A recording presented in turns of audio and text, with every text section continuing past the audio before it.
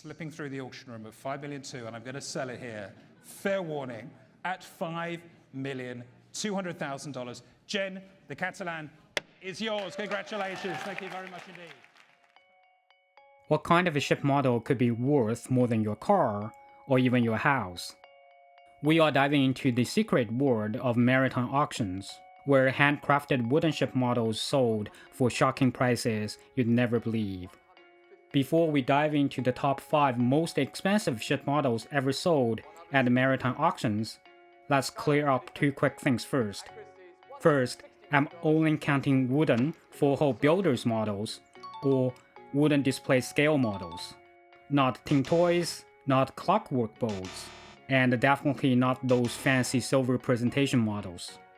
Second, this market is tiny and super fragmented. Most sales happen quietly through regional auction houses, so only a handful of these models ever make headlines. Today, we are focusing only on the publicly documented trades, the ones with verified auction records, not whispers from gallery backrooms or private sales. Alright, buckle up, because we are counting down the most expensive wooden ship models ever sold. Number 5. H.M.S. Marksman. A genuine 1915 builder's model that sold for more than some people's dream cars. It's October 31st, 2012, inside the Charles Miller's auction house in London. On the block, a stunning 1:48 scale builder's display model of the Royal Navy's Lightfoot class flotilla leader, HMS Marksman, crafted by the ship's original builders, R.N.W. Hathorne Leslie and Company. This wasn't just any destroyer. Marksman was one of 2 emergency flotilla leaders ordered during World War I.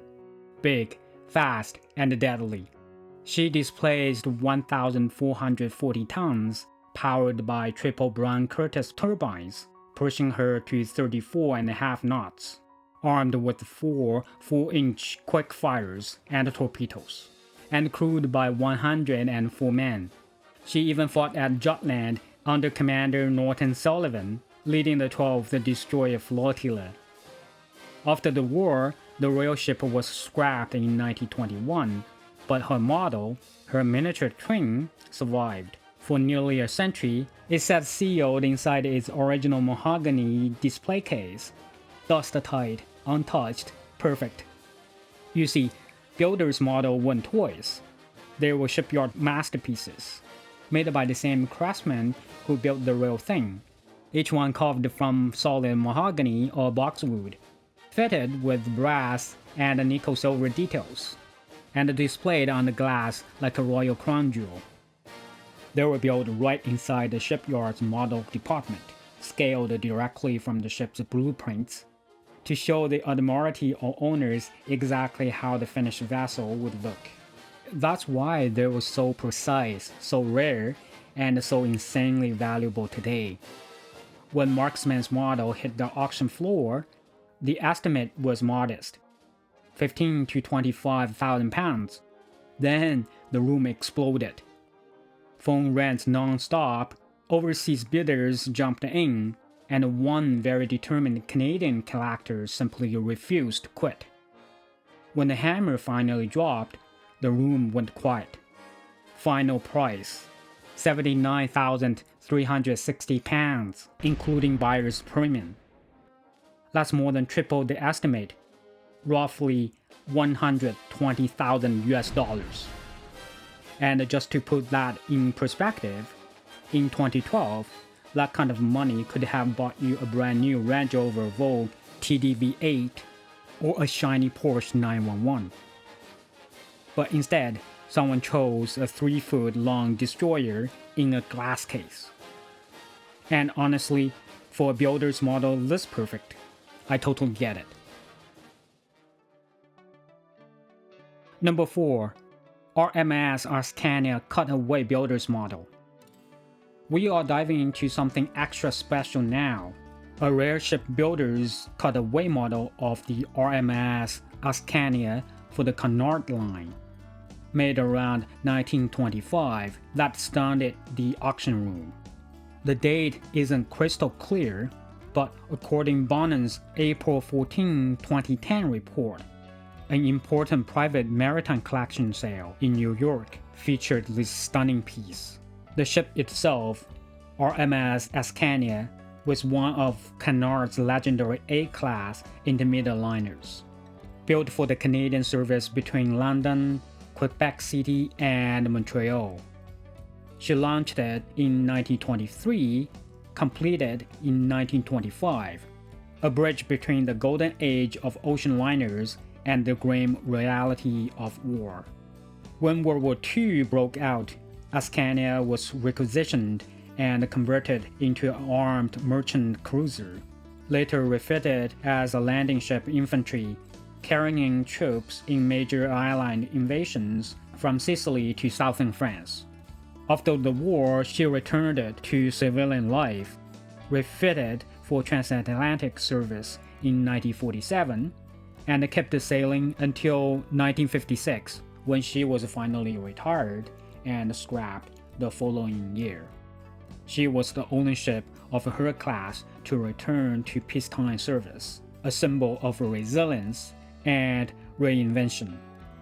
Now back to her model, a masterpiece that captured every bit of that story in miniature. Built around 1925, this wasn't a simple display model. It was a cutaway builder's model. One side of the hull opened up to reveal her inner life. Cabins, decks, staircases, boilers rooms, and the beating heart of a liner in her prime. Built at a precise 0.1 inch equal to 1 foot scale, the hull was crafted in fine wood lifts, finished in Cunard's iconic colors, red below the waterline, black and white topsides, and that unmistakable elegance only the builder's model can show. It featured wooden planked decks, brass fittings, and likely a glazed mahogany display case that protected it for nearly a century. This was engineering reviewed, a model that showed beauty and brains. When it appears at Bonham's, it wasn't just the collectors who took notice. It was the engineers, the historians, the dreamers. Because seeing a liner like this, opened it up in perfect miniature, is like a peeking into time itself. The bidding?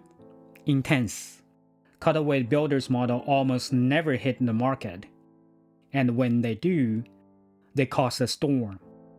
By the time the hammer fell, the price had climbed to stunning $122,000 including premium, edging just above our number 5 model, the H.M.S. Marksman. Number 3, RMS Mauretania Builder's Model. Now this one made history. We are talking about the builder's model of the legendary RMS Mauretania, a ship so fast and so famous. They called her the North Atlantic Greyhound. And in 2015, her builder's model rewrote the record books when it sold for jaw-dropping price at Charles Miller's in London. Inside the auction room, the atmosphere was tense. Lot number 379, a 1/64 scale builder's model of the Mauretania, built for Cunard by Swan Hunter and Wickham Richardson. This was a masterpiece of craftsmanship, carved from laminated wood with gilt and painted fittings, intricate superstructure details, and finished in Canal's signature livery. The model measured an impressive 106 times 390 times 43 centimeters. That's over 5 feet long and was cased in a display over 2 meters wide. This exact model was on display at the Science Museum in London from 1938 all the way to 2015, on loan from its original builders, Swan Hunter. It's not just a model, is a museum piece that literally lived through decades of maritime history. Now let's rewind to the real Mauretania. Launched in 1906, built by swan hunters on the River Tyne. She was the largest ship in the world until the RMS Olympic came along in 1910. She smashed the Atlantic speed records, eastbound in 1907, westbound in 1909, and held both titles for an unbelievable 20 years. During World War I, she served as both a hospital ship and a troop transport before returning to civilian life in 1919. After nearly 3 decades of service, she was finally retired and scrapped in 1935, but her legend never faded. As for this builder's model, it's believed to have been displayed in a pre-war Blue Ribbon exhibition before being dismantled during wartime. After the war, it returned to the museum's famous shipping gallery, where it stood proudly for almost half a century before the gallery closed in 2012. Sadly, its original mahogany display case was lost somewhere along the way, presumed destroyed. A sister model, still in its original carved case, survives today at the Discovery Museum in Newcastle, also on loan from swan hunters since 1938. Back to the auction, the estimate was £30,000 to £50,000, but when bidding began, it took off like the Mauretania herself. A phone bidder, representing the Pullman Gallery in London's St. James, chased past every expectation until the hammer finally fell at £167,400 with the premium. That's about $256,000. Just to put that in perspective, in 2015, that kind of money could have bought you a 3-bedroom house in northern England, Wales, or Scotland. But for collectors and museums, this wasn't just wood and brass. This was a piece of British shipbuilding glory, the spirit of North Atlantic Greyhound, frozen in time.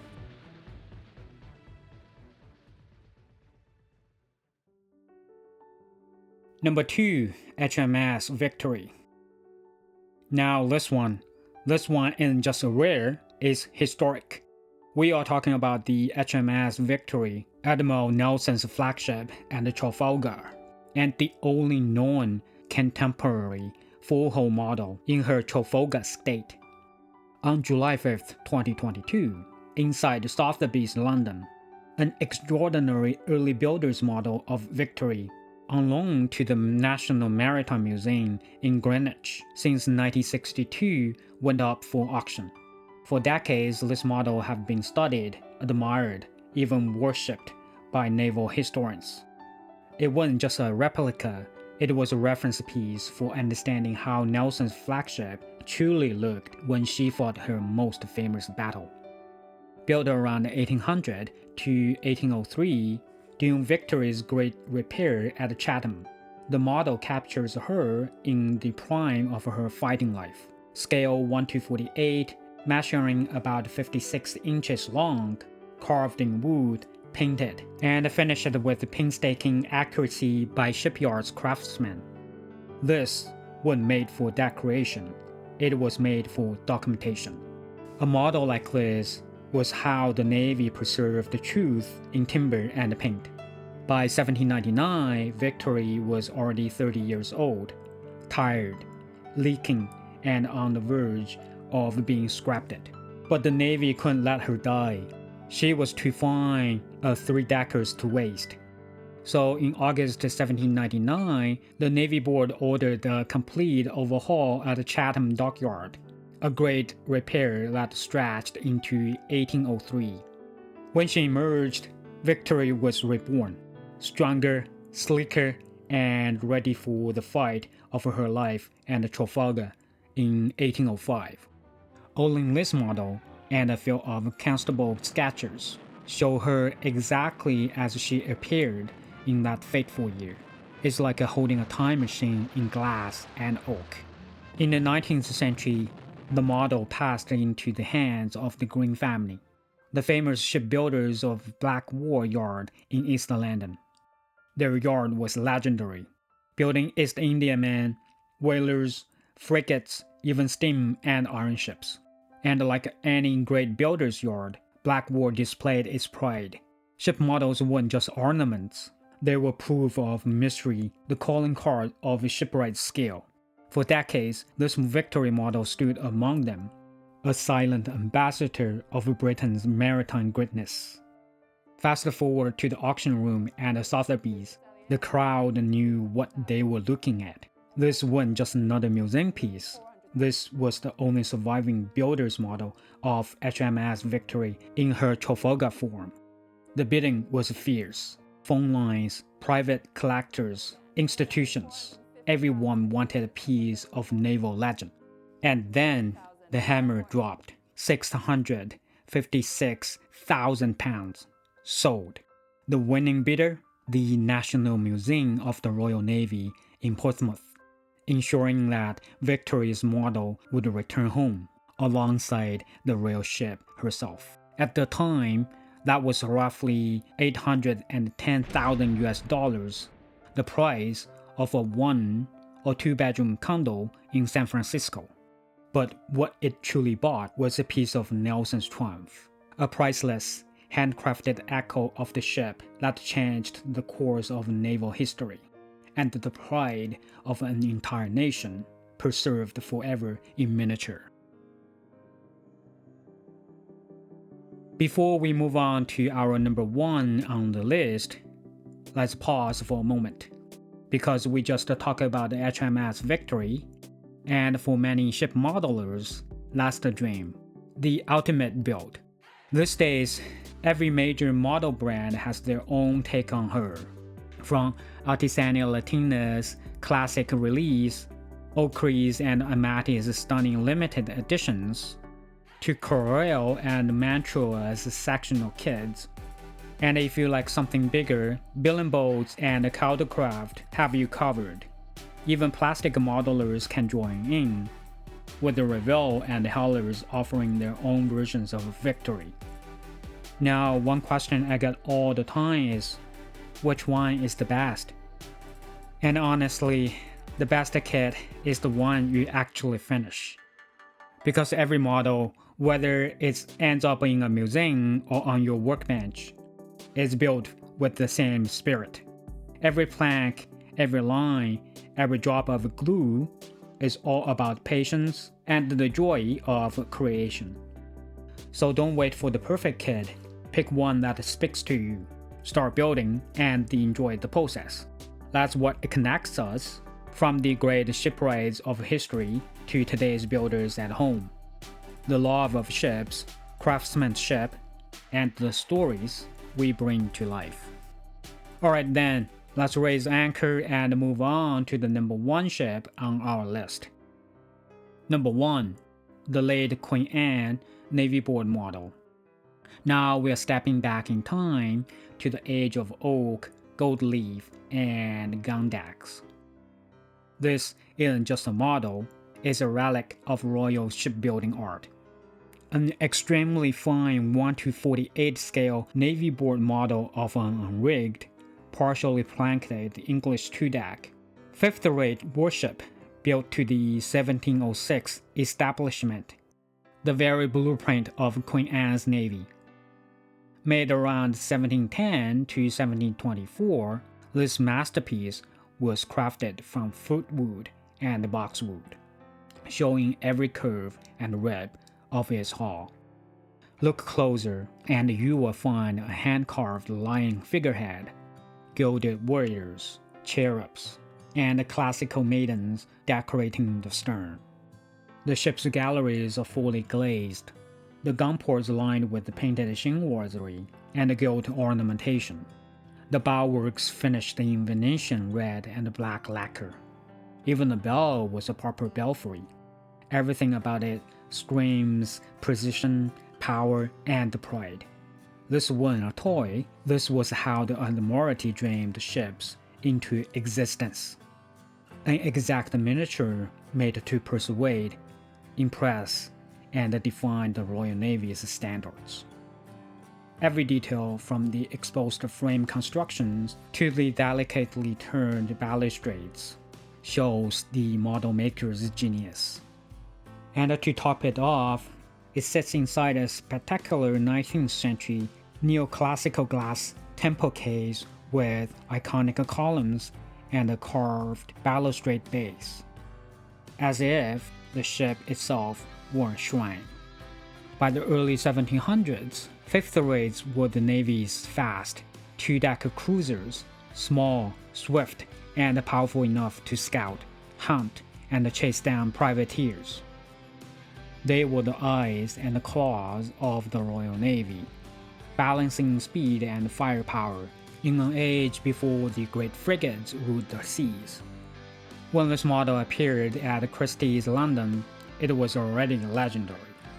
Estimated between 150,000 and 200,000 pounds, it drew collectors from across the world, museum curators, private maritime connoisseurs, even seasoned investors who never bid on a ship before.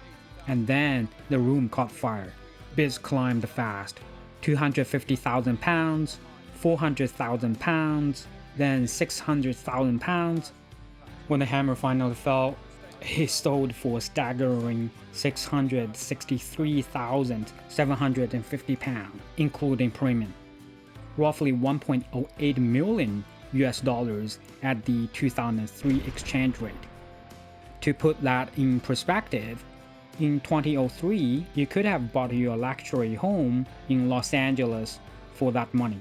A spacious property with a pool, manicured gardens, and maybe even ocean views. The kind of property that would be worth 3 to 5 million or even more in today's market. But instead, someone chose a 35-inch long wooden ship. Well, that wraps up our top 5 most expensive ship models of all time. Each one was a masterpiece, a piece of history. But remember, every single one of them was built by someone who started just like you and me, with curiosity, passion, and a love for ships. And honestly, there's never been a better time to start building. Kids are everywhere. Tutorials are just a click away.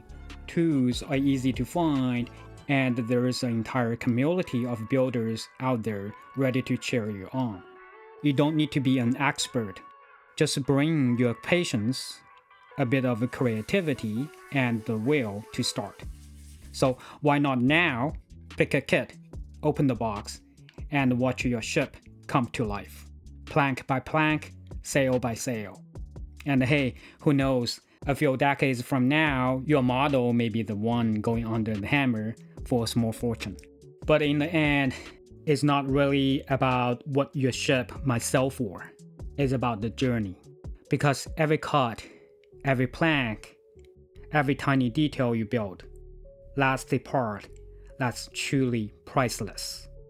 And that's what this hobby and every ship, old or new, is really all about.